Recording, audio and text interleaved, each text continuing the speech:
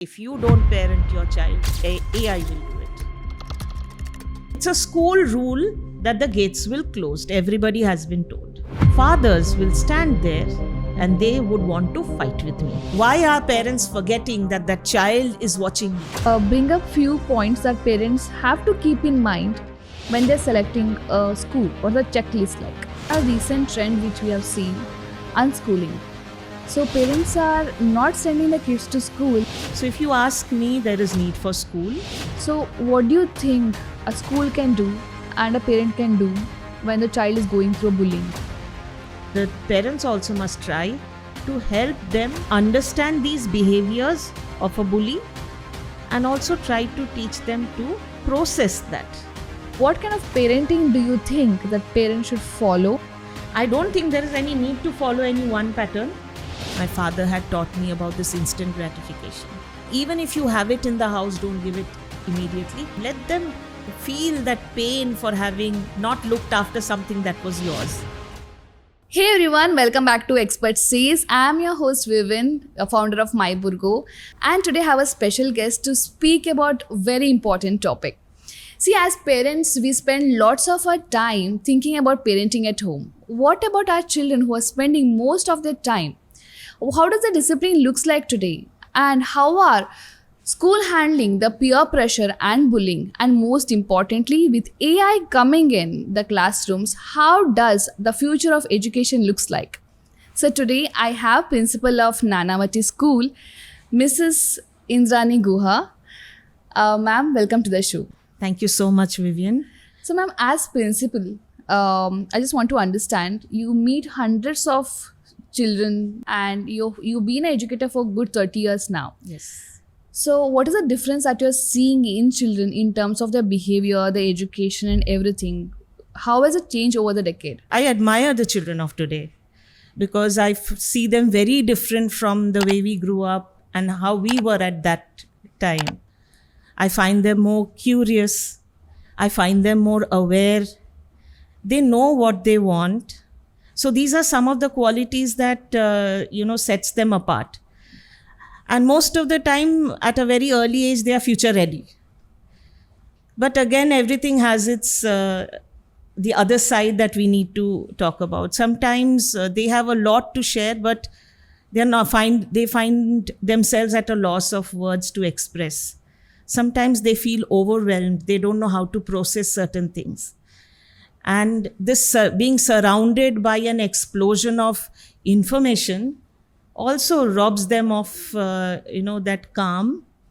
So they are always juggling and they're always on tenterhooks trying to prove themselves. So I think somewhere we have managed to raise the expectation from the children. Parents have their set of expectations. Society has set certain expectations. We are trying to get them ready for a world we know none of us know of. Yeah. So we are just trying to handhold them and see if these qualities that they have, can they use them to their advantage.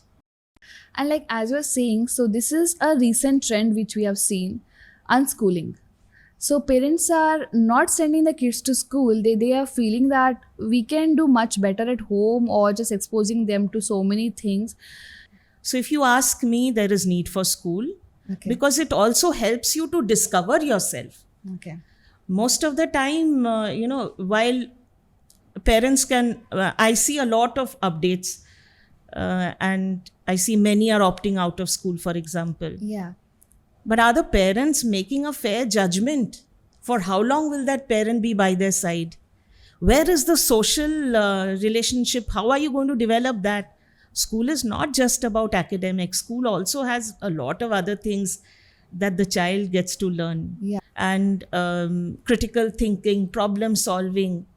If a set of parents, that means the mother and the father, were able to do everything that a school is doing, why would we need experts to come in and teach children?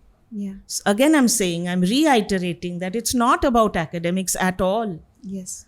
It also gives you employability skills. Has the parent who has opted for unschooling or homeschooling, have they done all the research? Do they have all the skills that we are collectively giving in a school? Yeah. So somewhere I feel if schools have, outlived the test of time, then it's good to have. And you're not spending the whole day. There is a structure, there is a discipline. You also learn teamwork, social, compatibility, your peer pressure. If you're unschooling or homeschooling, where is the peer pressure? True. You will be a misfit when you get into the corporate world and everybody is out to hound you. And there is, the culture is all about competition and the best man survives. Is it really important for parents to send the kids to school? Is sending kids early means that they are leading a better life? Since you asked me for my views, I don't think that is needed. Yet again, when the school puts pressure on you for the academic work that needs to be done and the other work that needs, then the same set of parents will cry foul that why is this pressure on my child? Then why is this need for you to run behind some schools? There are some milestones that you need to acquire before you come to school. This mad rush of handing the child over to nannies and creche people and not even bothered what is happening. Are we really there for the child's emotional needs? Yeah. That's very important. But ma'am, what happens is now everything is expensive. And to lead that life, now both the parents have to work. So in that case, it's a pressure on a parent also to figure out now how do I manage my kid? Yes. What will I do? Yeah, some challenges So definitely. what is the balance that they can manage? What do you think? Is it really important to send full day, or is it for some time? Is it okay, or how they can find a village that they can help them? Yes, it's a sticky situation because if both the parents are working, but you see 6 months you get a maternity leave for 6 months. Also, people are recognizing the fact that a child, as a parent, you can take a little time out if it is possible. I don't know. If it is possible, take a couple of years out. The child is 2.5 years ready to go to school, then you get back to job if that is possible. I don't know the ways around because I'm already that much there. So if it is possible, the parent should opt for it, for that little emotional support, because the children children who have the parents around to give that emotional support are far stronger mentally. So those houses which have grandparents staying with them are blessed, because at least there is the family values, the family culture gets transferred because they have a role to play. I know many families where the child and the nanny is deposited at the grandparents' house, and in the evening they are picked up. A friend of mine does something similar. That's also a good option. Yeah. So very difficult. So I'm actually glad my children are grown up. I was thinking that if I do my masters, I'll get back into teaching as a lecturer, so that when I get married, when I have my kids, I thought I can come back home after teaching, like how I used to see the teachers. You would go back home, they would come back after lunch. Yeah. So how did you manage being an educator for 30 years now and having 2 kids? Was it easy for you? Like, share us some tips, because being a working mom, it's tough, but how did you manage? So I have 2 children. My older one is now 30 years old and the younger one is 26.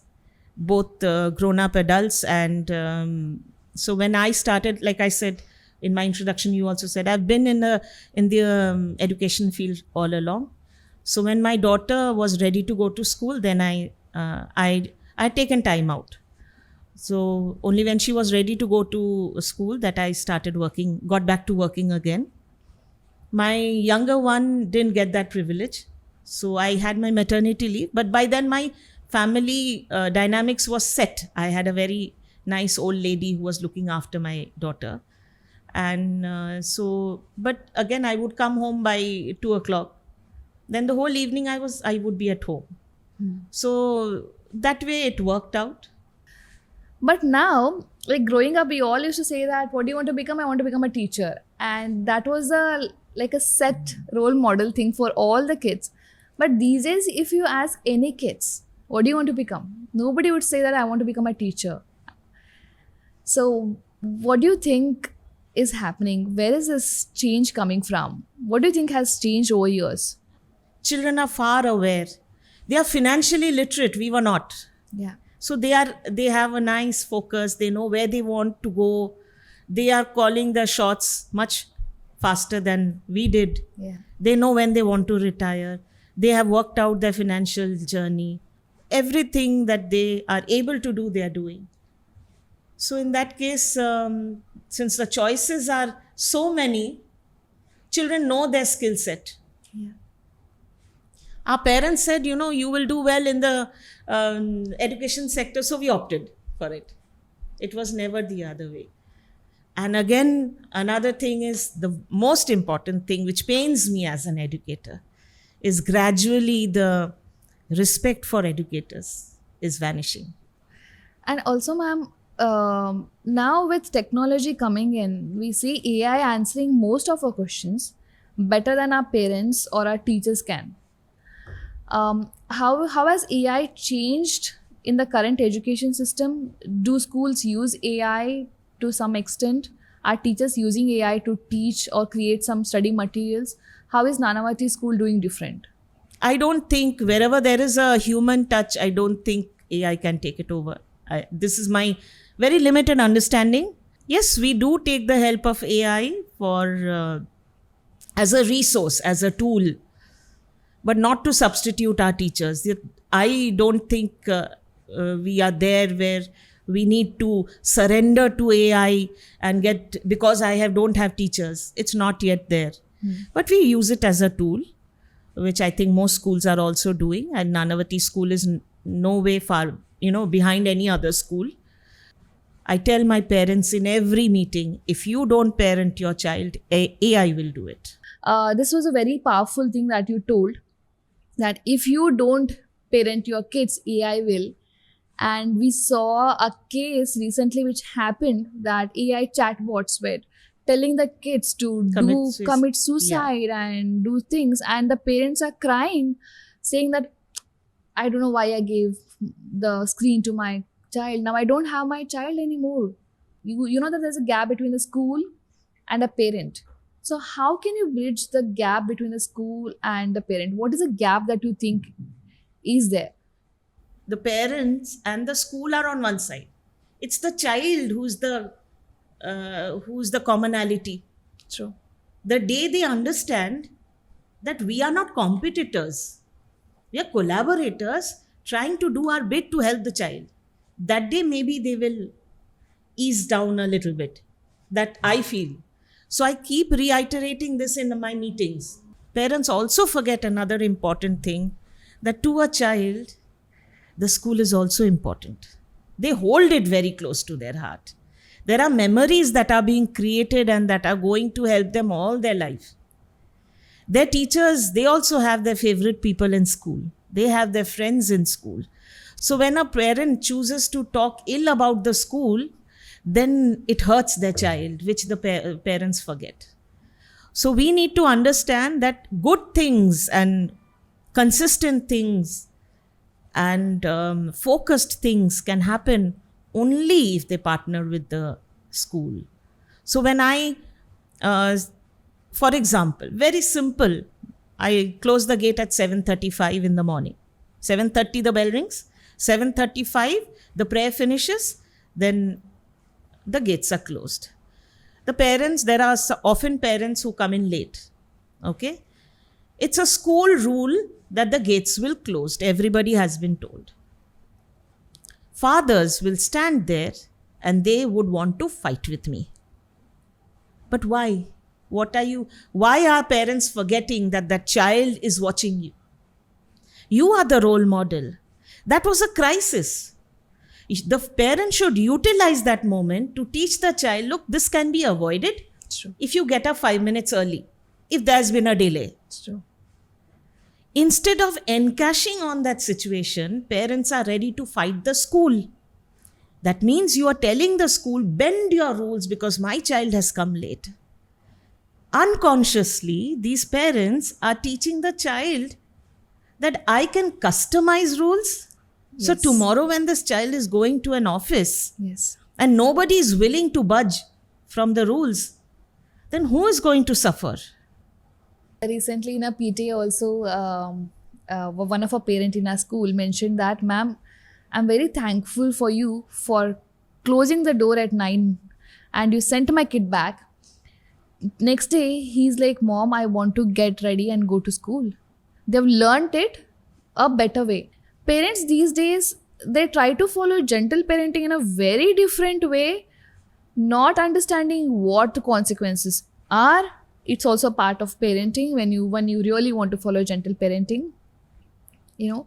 So the discipline is going haywire, because I'm sure like back then school would discipline us with beating.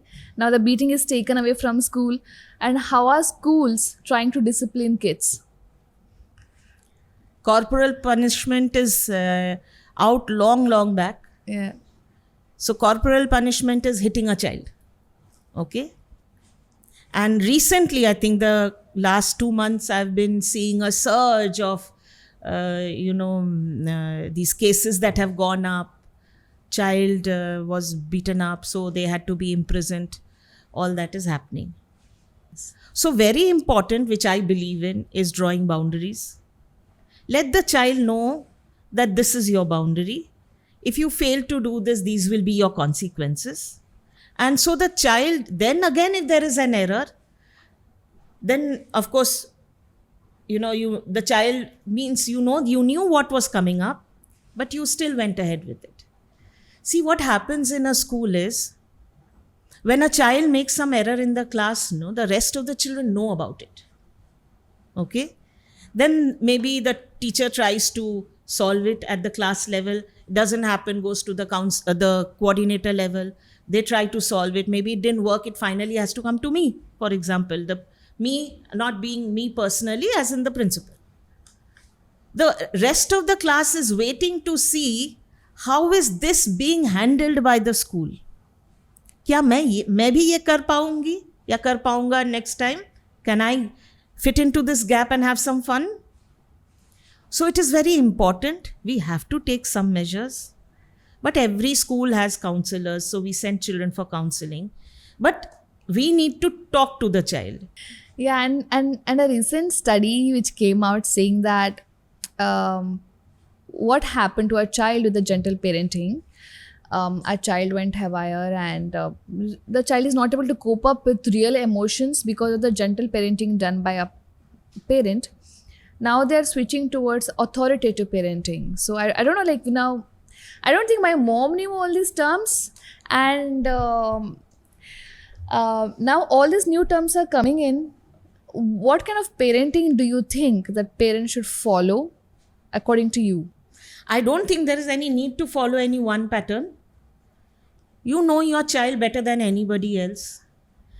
Even if you have 2 children at home, 2 are different. Yes. What works for child A doesn't work for child B. True. With child A, you may have to be a little tough. With child B, you may have to go gentle. Yeah. So you have to, at home as a parent, you're always doing that balancing act. So where is the need to be put in a slot that I am doing authoritative parenting? Oh, you are so mean, you are doing authoritative parenting. I am doing gentle parenting. Oh, you are a helicopter parent. Is there any need for us to get labeled like that? Children don't need labeling. Few things you should set for the house also. What works But for I your feel house? whatever parenting style you want to follow and you want to be known as, let the child, teach your child to accept no for an answer. Let your child make mistakes. Let your child know that your mistake, we'll find a solution, we'll work around it. The child should know my parents have my back. I have to be emotionally present when the child is going through any kind of meltdown. I want you to bring up few points that parents have to keep in mind when they're selecting a school. What are the main points that they have to keep in mind? What is the checklist like? Selecting a school with whether it's an ICSE or CBSE, IB, IGCSE, etc., whatever. School is for the curriculum. All these are curriculums. As an educator, I will never put down any school, any curriculum, because everything has its own, purpose, and it's all time tested, very well thought out. People, very astute people have designed all of that. So curriculum wise, if you have a personal preference, I get that. But choosing a school should not be limited to academic work. Now again, you're saying AI has come in. AI can help you with all the academic work also. Children are getting answers from AI, writing it in the books and submitting it. So curriculum wise, unless there is a personal preference, I don't see any reason why you should be running behind any one curriculum. I feel that you should know your child better than anybody else. Will my child be able to survive in an environment that I'm giving the child? Because you are choosing the school, right? Yes. So does that support the skill set that my child, very early skill set, okay, rest will come by and by. But there are some inherent traits that a child has. Or let's say the child has, or all the pair as a family, you see the child going to a certain career option. The skill set of that career option, is the environment of the school going to help my child? That is very important. So many times parents get caught up in only the academic part. What about the values? What about the skill set? What about the soft skills? What about everything else that needs to be thought out before you choose the school? According to me, all schools are doing very well. They're all established schools. Yes. In fact, Nanavati school is not so well known yet. Nanavati hospital is known. So Nanavati school, we are not pushing the child, oh, you have to run the rat race. My trustees are very, very understanding of the fact that we want a school. We will give quality. We are not pushing the principal to get us all the top medals. The principal is not pushing the teachers that no, do or die situation on the field, never. But we need to give the children that exposure.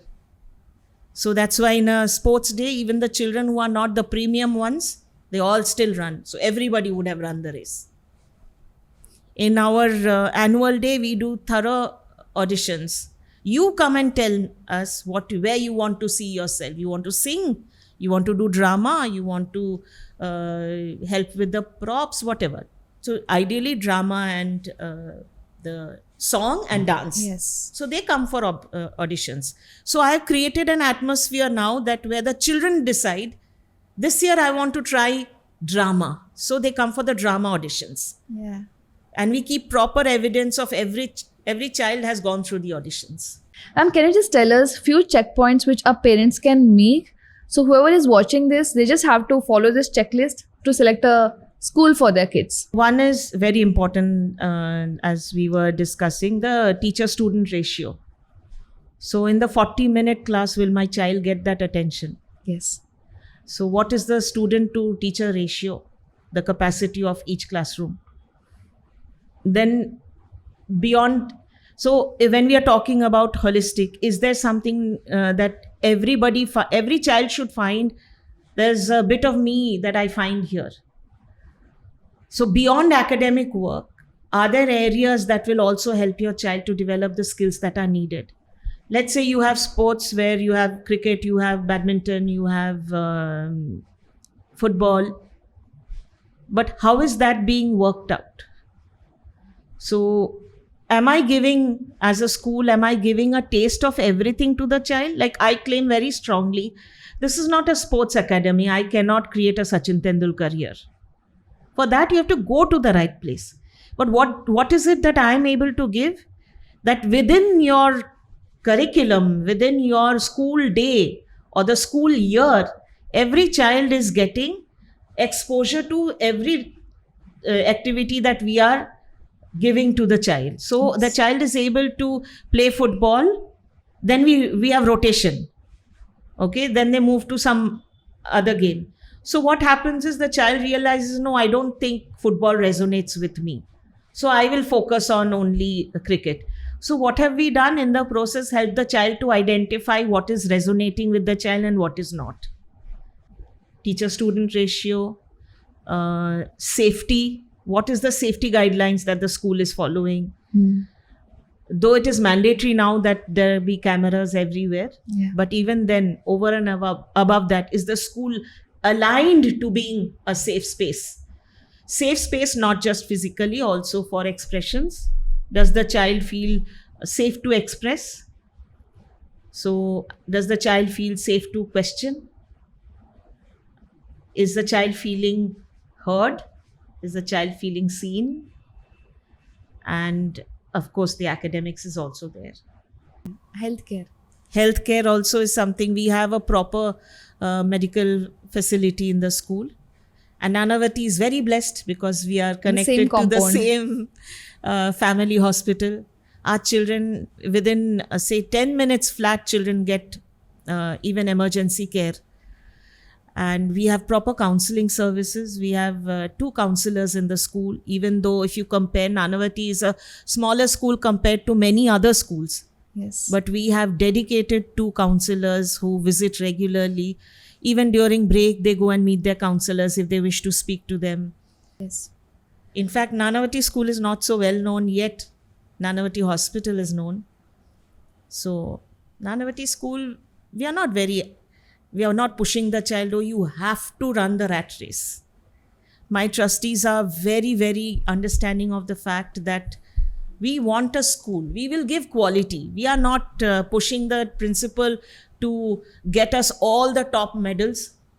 The principal is not pushing the teachers that no, do or die situation on the field, never.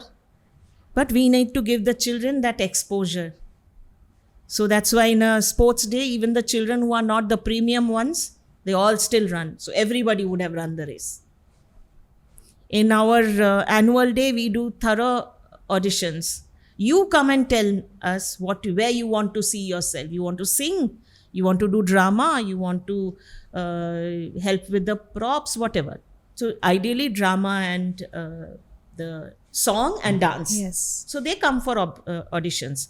So I have created an atmosphere now that where the children decide, this year I want to try drama. So they come for the drama auditions. Yeah. And we keep proper evidence of every child has gone through the auditions. Ma'am, let's talk about bullying. We saw a recent case of a child jumping in the school. It's quite shocking. And if the child has to be in that mental state, maybe something wrong has gone from the child's upbringing, or it could be in school or in parenting. So, what do you think a school can do and a parent can do when the child is going through bullying? If you talk about bullying, there will always be some who get away by being the bully and some who continue to be bullied till they get that thing to turn around. We as adults in today's world, what we need to understand is that we have to accept the fact that children also have their issues. Yes. We often forget that parental expectations can be an issue. Teacher expectations or school expectations can be an issue, can be bothering the child. Yeah. Then peer pressure can be an issue. Societal needs, requirements to fit in can be bothering the child. There could be also, like for the teenagers, they're also going through their hormonal changes. That is something that adds to the stress. Yes. Children have their own desires and dreams, and if they are falling short, that adds to the stress. Pocket money can be a stress. Yeah. So, how can parents handle lots of stress that a child is going through? So the stress is there. Yes. Parents should never feel because I am an adult only I am entitled to having stress. No, even a 3-year-old has a stress. Has a stress. That inability or the just learning to write a letter is also stress. Yeah. If the school has noticed something, the school may call you. Come, be more proactive. Come to school, have a conversation. Just because school is calling you doesn't mean we are attacking you. The parents also must try to help them understand these behaviors of a bully and also try to teach them to process that. So work on the self-esteem of the child, and that there's nothing, that we are all unique and don't need to know about ourselves from another child. Yes. So processing that emotion. If there is a bully, they should find whoever they feel safe to talk to. They should reach out and inform. Mamit, you mentioned about social media. So we also see that the instant gratification that's coming with quick commerce coming in place. So if a child doesn't have a pencil, don't worry, it will come in like 10 minutes. Of course, it's nice to hear, good thing to have, but that is somewhere hindering the development of the child. What is your take on that? No. One thing, when I was making the transition to parenthood, that is something that my father had taught me. There was no AI, there was no media then. My father had taught me about this instant gratification and gave this example. Your child, when you have children, they will lose stuff. But don't, even if you have it in the house, don't give it immediately. Just hang on for some time. Let them develop, feel that pain for having not looked after something that was yours. May sound very crude if I'm taking this as an example, because every parent feels I'm earning so much, मैं एक 10 रुपए का pencil नहीं दे पाऊँ. What kind of a parent am I? True. But we are forgetting the real lesson that is coming with it. A couple of years back, may not be a couple of years also, I forget the timeline, I read in the newspaper, the son, 24 or 25-year-old boy, somewhere in North India, wanted a certain car. The father could not buy that car, bought an equally expensive, a little less maybe, but a branded, very expensive car. But because the father could not give the car that he wanted, on the first day of the ride, the son took the car and pushed it into a water body. Oh. And the whole world, or whoever read, was talking so badly about the child. But why are we not investigating from where did it come? So we need to stop this instant gratification of stuff.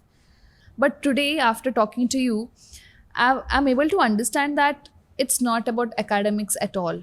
It's about how you're preparing your child for the future. Is the school making your child future ready? Yes. Is the school allowing your child to be competent, to go getter, to figure your way out? It's okay to lose.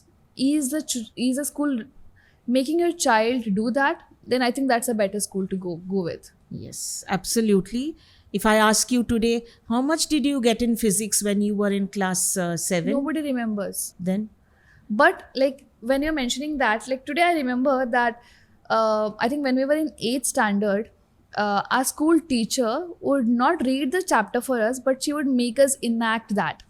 And I feel today I've gotten all that confidence because in my schooling, I did all my education in a rural place, all rural areas.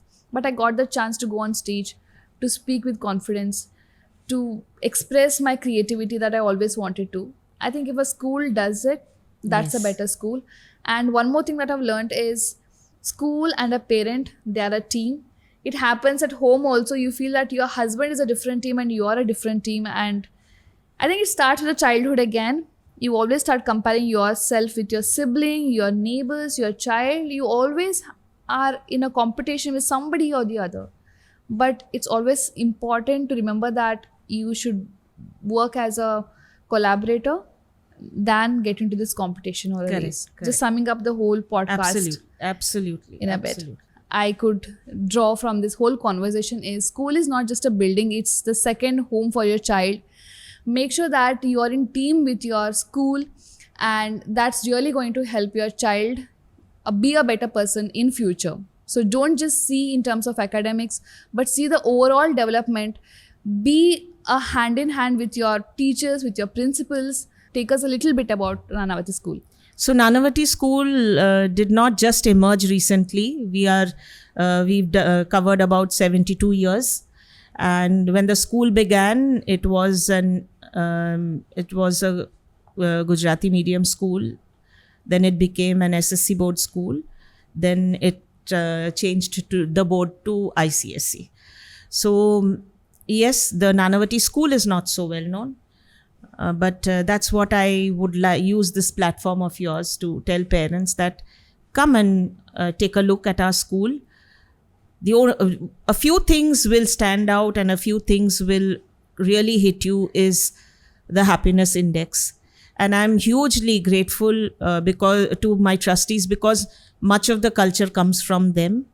So as trustees, they could have also opened many schools, but our USP is that we have a school, only one school, and the fee structure is very nominal compared to the schools that are in the vicinity. But despite that fee structure, we provide everything that every other school has.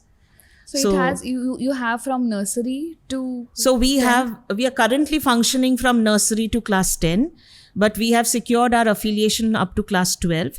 But the coming academic year, we are not opening. Maybe in the following year, we will start our plus 2 section as well. So up to class 10, we've been functioning for some time now, from 2015. So we are a full-fledged school. So there's no question of transitioning, worrying about how to transition.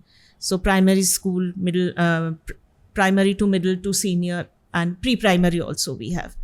So you get all the facilities which other schools are giving you at the same nominal fee structure, because my trustees believe that nobody should feel that I'm not able to provide quality education to my child because of want of money. Yes. And I am witness to the kind of service they do for society, and so quietly. So I'm very grateful to have Mr. Sachin Nanavati and Mr. Apurva Nanavati looking after me every single day, and for being the rock steady pillars of the school. And we have a wonderful team of teachers. They are very grounded, down to earth. There is no air of affluence in our school. So a very happy place. I'm teaching the children to be a lot more empathetic than what I received them.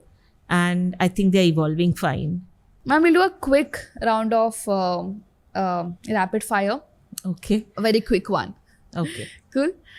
Ready? Yes. Okay. One thing you wish every parent stopped doing. Comparing.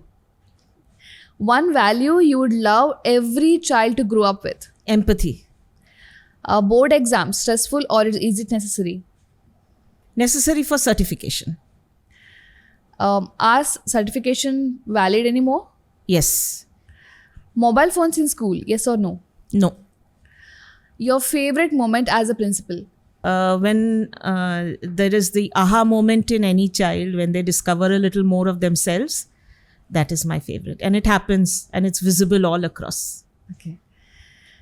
Most underrated skill children should be taught?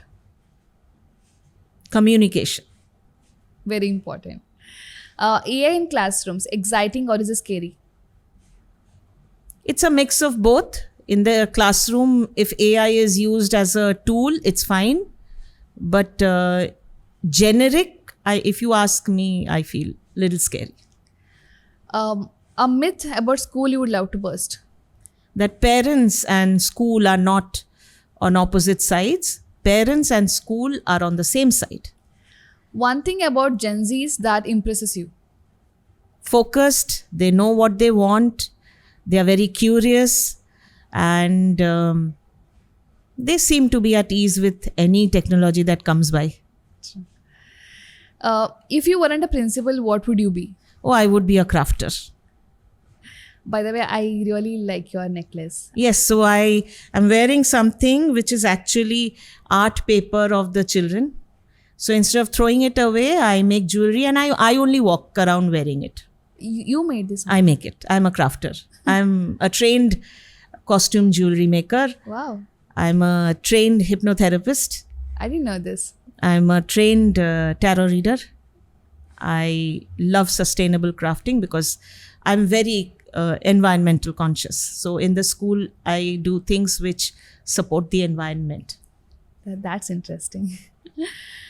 3 words to describe the children's today. Full of energy and very innovative and curious. Your one message to parents in one sentence. Walk by their side and have the back of the children. Be emotionally present for your child. And what I liked about your school when I visited and I saw the school is as soon as you enter, you get an access to kids playing. Yes. That's a happy space that got me in like energy to just feel good about the school, and then the school in itself. And of course, the openness that you're provided to the kids Yes. with the post box where they can write openly. I wish I had that in my school and freely express what I was going through in school. So I have a register where I stick all of that. Yeah, I saw that.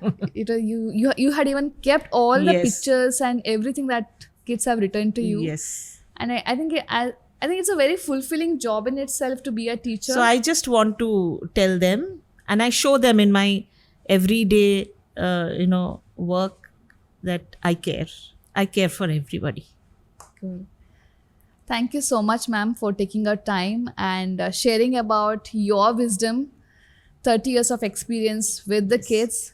And you actually know where we are going wrong and where we are heading towards because you're seeing both the sides. And thank you for sharing all your knowledge Thank with you. us. Thank you so much. I'm so happy to have you here. Thank you. Thank you all for watching. I hope this was useful for you to figure out how you can select the school. And if you're in and around Nanavati, staying close by in Andheri, Khar, Santa Cruz, then do visit Nanavati school because the school is really beautiful. And of course, Nanavati in itself has a good quality and facilities always there. So do check out Nanavati School, and thank you all for listening. I'll see you all in the next episode. Till then, namaskara.